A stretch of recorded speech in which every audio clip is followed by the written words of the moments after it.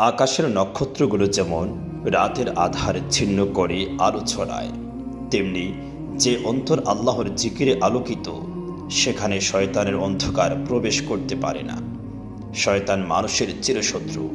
তার একমাত্র লক্ষ্য মানুষকে বিভ্রান্ত করা, ঈমানের পথ থেকে সরিয়ে নেওয়া, এমনভাবে ধোঁকায় ফেলে যেন মানুষ বুঝতেই না পারে যে সে ধ্বংসের গহ্বরে হারিয়ে যাচ্ছে। শয়তান কখনো আশা নিয়ে আসে, কখনো ভয় দেখায়, কখনো তাড়াহুড়া করিয়ে ভুল সিদ্ধান্ত নিতে বাধ্য করে, কখনো আল্লাহর রহমতের ব্যাপারে সন্দেহ জাগিয়ে তোলে, কখনো প্রবৃত্তির মোহে জড়িয়ে দেয়, কখনো অহংকারের পর্দায় ঢেকে ফেলে।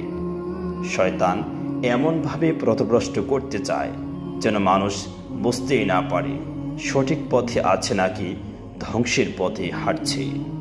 কিন্তু আল্লাহ পরম দয়ালু ও মহাকরুণাময়, তার বান্দাদের একা ছেড়ে দেননি। দিয়েছেন দোয়ার ঢাল, জিকিরের তলোয়ার, কুরআনের আলোকিত নূর।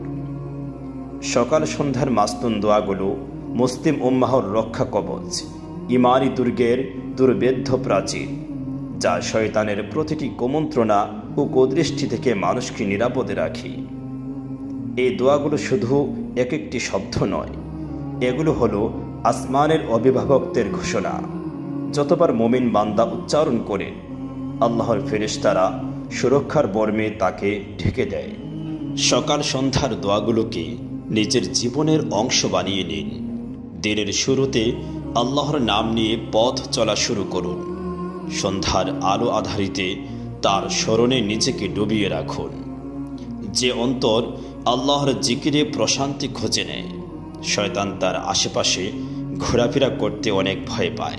কারণ আল্লাহর নাম যেখানে উচ্চারিত হয় সেখানে অন্ধকারের কোনো শক্তি স্থায়ী হতে পারে না। সতর্ক থাকুন, সজাগ থাকুন। শয়তানের প্রতিটি চক্রান্ত প্রতিহত করুন আল্লাহর দেয়া অস্ত্র দিয়ে, তাওবা, জিকির, দোয়া এবং কোরআনের আলো দিয়ে। একমাত্র তিনিই আমাদের আশ্রয়, আমাদের রক্ষাকারী। তিনি আমাদের একমাত্র রব আল্লাহ।